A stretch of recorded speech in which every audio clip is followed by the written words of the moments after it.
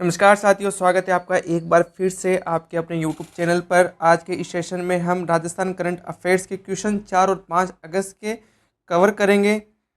प्रमुख हेडलाइंस देख लेते हैं कि आज हम वर्ल्ड अंडर 17 कुश्ती चैंपियनशिप में जो पहला गोल्ड मेडल जो लेके आई है राजस्थान की महिला खिलाड़ी, उसके बारे में पढ़ेंगे। 7वें राज्य वित्त आयोग के अध्यक्ष और सचिव राज्यपाल ने आदेश निकालकर किसे नियुक्त किया गया है, इसके बारे में पढ़ेंगे। और पद्माश्री पुरस्कार योजना नई योजना है या पुरानी योजना का नाम संशोधन करके पेश किया गया है, इसके बारे में पढ़ेंगे। पूरे सेशन की क्विज हमारे टेलीग्राम चैनल पर आपको मिल जाएगी, जिसका डिस्क्रिप्शन में लिंक मैं आपको दे दूंगा, आप ज्वाइन करके उसको अटेम्प्ट कर सकते हैं। यह हमारा फॉर्मेट रहेगा, क्वेश्चंस, एक्सप्लेनेशन एंड रिवीजन के लिए पिछले तथ्य। ठीक है, तो इस तरीके से हम प्रोसीड करते हैं। पहला क्वेश्चन, हाल ही में वर्ल्ड अंडर 17 कुश्ती चैंपियनशिप में गोल्ड मेडल जीतने वाली राजस्थान की पहली महिला पहलवान कौन बनी? तो यह है अश्विनी बिश्नोई।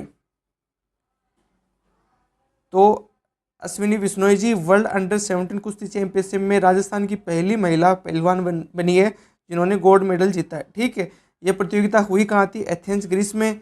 इनकी कैटेगरी कौन सी है? इनकी है 65 किलोग्राम भार वर्ग में इन्होंने गोल्ड मेडल जीता है। राजस्थान राज्य क्रीड़ा परिषद के बॉक्सिंग प्रशिक्षक विजय प्रताप सिंह का चयन थाईलैंड में होने वाली अंडर 22 एशियन चैंपियनशिप 2022-25 के लिए हुआ है। उदयपुर के विक्रमादित्य चोपड़ा का चयन रोटरडम में रैकेटलॉन वर्ल्ड चैंपियनशिप 2025 में भारत के कप्तान के रूप में हुआ है। और राजस्थान फुटबॉल एसोसिएशन का पहला एनुअल फंक्शन जयपुर में हुआ है। ठीक है, और जयपुर के पवन कुमावत ने वर्ल्ड स्ट्रेंथ लिफ्टिंग चैंपियनशिप जो थाईलैंड में आयोजित हुई 76 kilogram incline bench press category में ब्रॉन्ज मेडल जीता है। नेक्स्ट क्वेश्चन, जयपुर में हाल ही में संपन्न मेघ उत्सव 2025 का मुख्य उद्देश्य क्या था? अब सबसे पहला तो ये मेघ उत्सव कहाँ आयोजित हुआ? जयपुर में।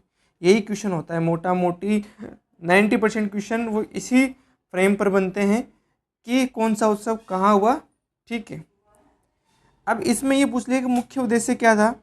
अब ये एक क्या होता, थोड़ा सा अगर एग्जामिनर को अप करना होगा ना लेवल को, तो वो यहाँ करेगा, इसीलिए इस क्वेश्चन को यहाँ मैं लेके आया हूँ। तो यह है राजस्थान की लोक संस्कृति और मानसून का उत्सव रूप में स्वागत करना मेघ उत्सव 2025 का मुख्य उद्देश्य था। जवाहर कला केंद्र जयपुर में इसका आयोजन हुआ। ठीक है, राजस्थान की पारंपरिक लोक संस्कृति को प्रोत्साहित करना तथा मानसून के आगमन का उत्सव के रूप में स्वागत करना। संस्थाएं कौन सी थी जो इसके आयोजन में सह आयोजक थी? संस्कृति मंत्रालय भारत सरकार, जवाहर कला केंद्र जयपुर, पश्चिम और उत्तरी क्षेत्र सांस्कृतिक केंद्र जिसका मुख्यालय कहाँ है? उदयपुर में, और राजीविका। ठीक है दोस्तों, याद रहेगा। जो सिकंदर खान द्वारा निर्देशित नाटक मकतूब है का सितंबर 2025 में इटली में आयोजित सेले टेट्रोफेस्ट में भारत का प्रतिनिधित्व करेगा।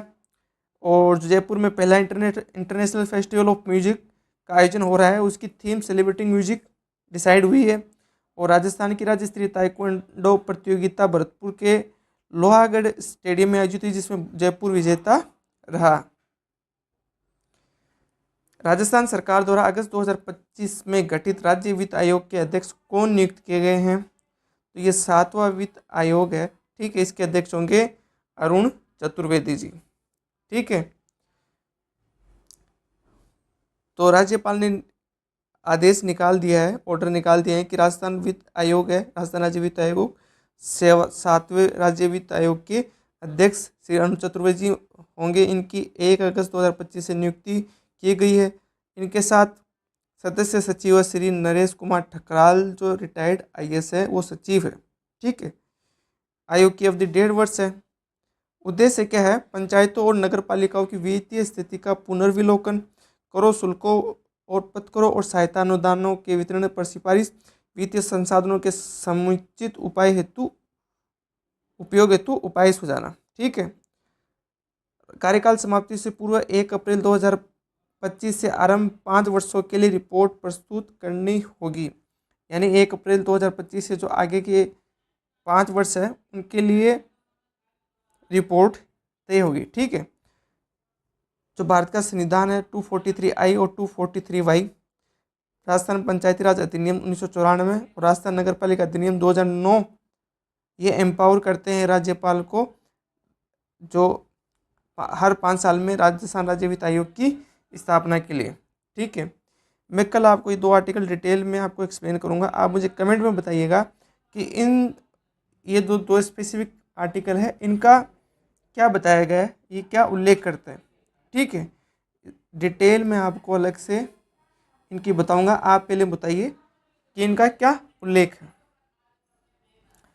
जो अंशु जैन जी है उनको राजस्थान की सीनियर पुरुष क्रिकेट टीम का हेड कोच नियुक्त किया गया। राजस्थान हाईकोर्ट में हाल ही में 7 नए जजेस नियुक्त किए गए थे, जिससे टोटल संख्या 43 हो गई है। सुरेश कुमार अग्रवाल जी को MDC अजमेर का कुलपति नियुक्त किया गया।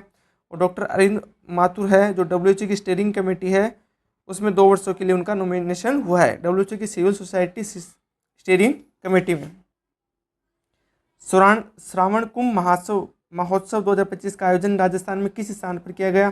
धौलागढ़ धाम सलूम्बर में। ठीक है। इसको जो हमारे CM है भजनलाल शर्मा जी उन्होंने भी संबोधित किया था, इसलिए इम्पोर्टेंट है, एग्जाम में पूछा जा सकता है। उड़ाट सतसई नेकजीरा सोटा पुस्तक के लेखक कौन है? नंदकिशोर शर्मा नेक। ये उड़ाट सतसई नेकजीरा सोटा पुस्तक के लेखक हैं। मेरे संस्कारों की वसीयत, ये सावित्री श्रीमाली की आध्यात्मिक पुस्तक है। मेरे संस्कारों की वसीयत, इसका लोकार्पण जयपुर में डिजिटल डिफेंस सीखकर के डॉक्टर असद कमाल द्वारा लिखित है, जो साइबर सुरक्षा पर केंद्रित है। प्रधानमंत्री किसान सम्मान निधि की 20वीं किस्त के राज्य स्तरीय कार्यक्रम का आयोजन राजस्थान के किस जिले में किया गया? बांसवाड़ा में किया गया। ठीक है दोस्तों, बांसवाड़ा के कॉलेज ग्राउंड में राजस्थान सरकार द्वारा राज्य स्तरीय कार्यक्रम किया गया और भारत सरकार द्वारा केंद्रीय कार्यक्रम किया गया। वीडियो कॉन्फ्रेंसिंग के दौरान प्रधानमंत्री श्री नरेंद्र मोदी ने इस कार्यक्रम को संबोधित किया। PM किसान सम्मान निधि की 20वीं किस्त का वितरण इसका उद्देश्य था। ठीक है। तो पूरे देश के 9.7 करोड़ किसानों को 20,500 रुपये DBT के माध्यम से ट्रांसफर किए गए और राजस्थान के 76 लाख किसानों को 1600 करोड़ रुपये की राशि वितरित की गई और मुख्यमंत्री श्री भजनलाल शर्मा ने कार्यक्रम में वर्चुअल भाग लिया। NCCF कॉन्फेड का संयुक्त डिपार्टमेंटल स्टोर कहाँ? जयपुर के वैशाली नगर में खुला है। NCCF और कॉन्फेड के संयुक्त स्टोर के लिए इन्होंने MOU साइन किया। राज किसान गिरदावरी ऐप 1 अगस्त 2025 से शुरू हो गई, जिससे किसान खुद गिरदावरी कर सकते हैं। मेजर स्वाभिमान सिंह स्टेडियम जयपुर में स्थित RC एकेडमी भवन का नाम मेजर ध्यानचंद भवन कर दिया गया। मिल एंड फिल नीति, राजस्थान सरकार ने सभी 305 नगरीय निकायों में सड़कों की ऊंचाई बढ़ने की समस्या से निपटने हेतु मिल एंड फिल नीति लागू की है। संपर्क अभियान, जयपुर छावनी क्षेत्र में संपर्क अभियान के तहत सेना कार्मिकों को मोबाइल पासपोर्ट वैन सेवा शुरू हुई।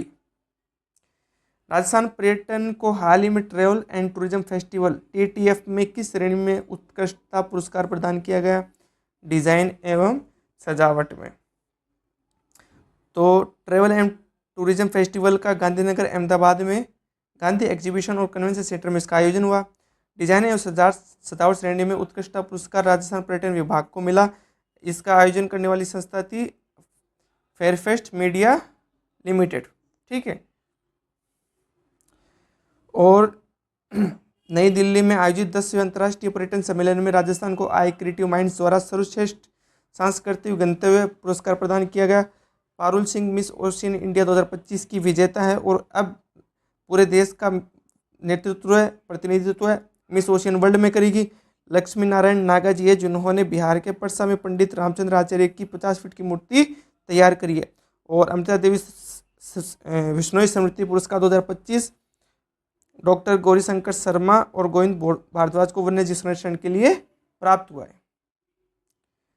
राजस्थान विधानसभा में आयोजित चौथा युवा संसद किस संस्था के तत्वावधान में संपन्न हुआ? यह राष्ट्रमंडल संसदीय संघ की राजस्थान शाखा के द्वारा। तो चौथा युवा संसद राष्ट्रमंडल संसदीय संघ की स्थापना शाखा के द्वारा, संघ की राजस्थान शाखा के द्वारा किया गया। कहाँ? राजस्थान विधानसभा जयपुर में। मुख्य अतिथि वासुदेव देवनानी जी थे जो राजस्थान विधानसभा के उद्देश्य भी है। पर्पज क्या था?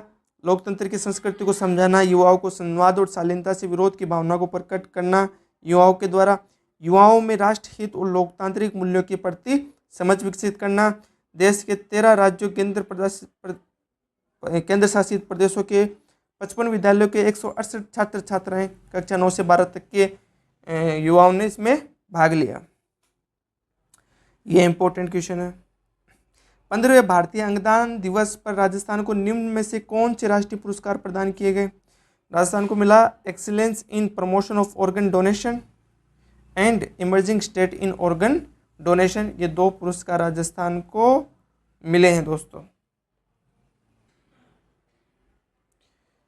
तो 15वां भारतीय अंगदान दिवस, ठीक है, कार्यक्रम हुआ कहाँ? डॉक्टर अंबेडकर अंतर्राष्ट्रीय केंद्र नई दिल्ली में 2 अगस्त 2025 को। किसके द्वारा?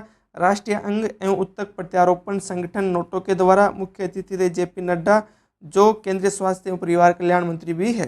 राजस्थान को 2 पुरस्कार मिले, एक excellence in promotion of organ donation और दूसरा emerging state in organ donation. जो अलवर निवासी है स्वर्गीय सुमित्रा देवी, इनके परिवार को प्रेरणादायक योगदान के लिए भी विशेष सम्मान दिया गया।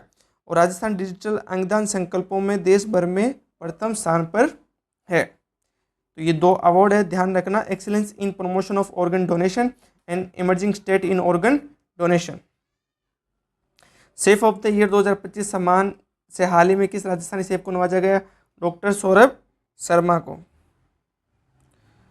तो इजी डाइनर द्वारा होटल फेयरमाउंट जयपुर में एक पुरस्कार कार्यक्रम आयोजन किया गया, जिसमें डॉक्टर सौरभ शर्मा को सेफ ऑफ द ईयर 2025 के अवार्ड से नवाजा गया।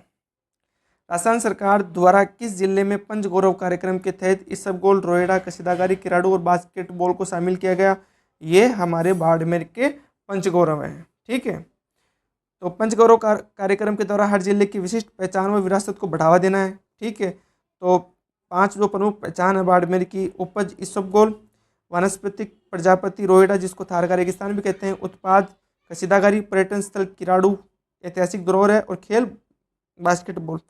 अब हर एक जो पंच गौरव है इसमें हर एक चीज़ के लिए एक नोडल विभाग भी है। इसबगोल के लिए कृषि विभाग, रोएडा के लिए वन विभाग, उद्योग विभाग, कसीदाकारी के लिए उद्योग विभाग, किराड़ू के लिए पर्यटन विभाग और बास्केटबॉल के लिए खेल विभाग इनके नोडल विभाग है, ठीक है। तो ये इंपॉर्टेंट है, पूछा जा सकता है, याद रखिएगा। हाड़ा एक विहंगम कथा उपन्यास के लेखक कौन है, जिसका हाल ही में जयपुर में विमोचन हुआ? तो इसके लेखक हैं राजेंद्र कुमार शर्मा जी, ठीक है। हाड़ा एक विहंगम कथा राजेंद्र कुमार शर्मा जी के द्वारा लिखी गई है, ठीक है। पूर्व प्रशासनिक अधिकारी है और वरिष्ठ लेखक है। पुस्तक किसके बारे में है? बूंदी के हाड़ा राजवंश का इतिहास, शौर्य व मानवीय संवेदनाएं, राव रण सिंह से राजा बिशन सिंह तक के संघर्ष, युद्ध नीतियाँ व बलिदान के बारे में इसमें विवेचना है। इतिहास को रचना और रोमांच के साथ प्रस्तुत करने का प्रयास लेखक के द्वारा इस पुस्तक में करा गया है। और यह आज की स्लाइड का लास्ट क्वेश्चन है, वेरी इंपॉर्टेंट क्वेश्चन। राजस्थान में हाल ही में टॉपर छात्राओं के लिए संचालित पुरस्कार योजना इंदिरा गांधी प्रियदर्शिनी का नाम बदलकर क्या रखा गया? पद्माची पुरस्कार योजना। इस योजना का नाम रखा गया है किसका? जिसको पहले इंदिरा गांधी प्रियदर्शिनी योजना के नाम से जाना जाता था पुरस्कार को। तो पद्माश्री पुरस्कार योजना कर दिया गया इसका नाम, ठीक है। माध्यमिक एवं प्रारंभिक शिक्षा विभाग राज्य सरकार ने इस तहत आदेश भी निकाला है। सरकारी और निजी स्कूलों की 8वीं 10वीं 12वीं की टॉपर छात्राएं जिला स्तर पर इस योजना का लाभ लेता है।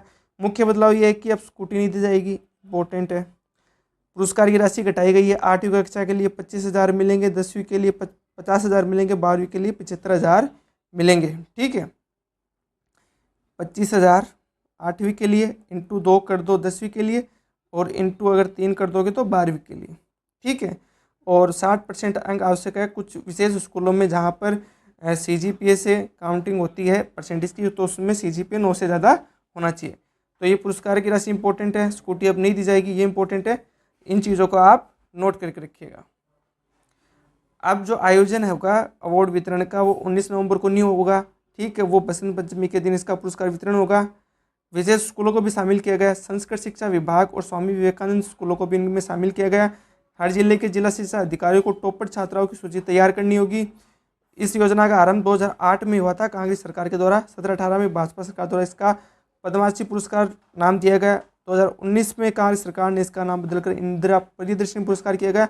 अब फिर से भाजपा सरकार है तो इसका नाम फिर से पद्मश्री योजना कर दिया गया। ये इंपॉर्टेंट नहीं है, नहीं पता चल सकता, लेकिन ये जो आयोजन की तिथि बदली है, जो नए स्कूल जुड़े हैं और बाकी जो पीछे की ये डेटा है ये इंपॉर्टेंट है, पूछा जा सकता है। ठीक है, तो ये था दोस्तों हमारा सेशन। उम्मीद करता हूँ कि आपको पसंद आएगा। आप टेलीग्राम क्विज हमारे चैनल पर ज्वाइन करके उसको अटेम्प्ट कर सकते हैं। ठीक है, तो मिलते हैं कल एक ब्यूटीफुल सेशन के साथ। तब तक के लिए बाय बाय।